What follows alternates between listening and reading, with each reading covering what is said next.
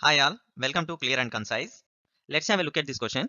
Consider a square with each side of length 3 centimeters. The moment of inertia of the square area with respect to line along one of its sides is. We need to find the moment of inertia about one of its sides.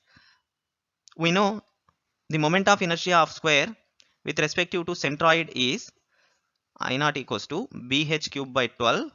Here b equals to h, so it is b power 4 by 12.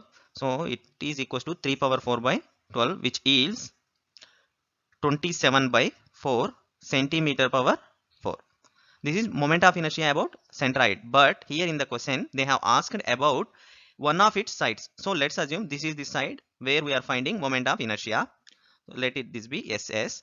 So ISS is equals to, by using parallel axis theorem, I naught plus AD square. A is area of the given geometry and D is distance from the centroid to the axis about which we are finding the moment of inertia.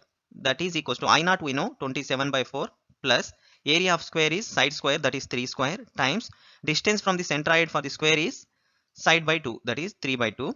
So 3 by 2 whole square, that is equals to 27 by 4 plus 9 times 9, 81, 81 by 4, which yields 108 by 4, that is equals to 27 centimeter power 4. So the correct answer is 27 centimeter power 4.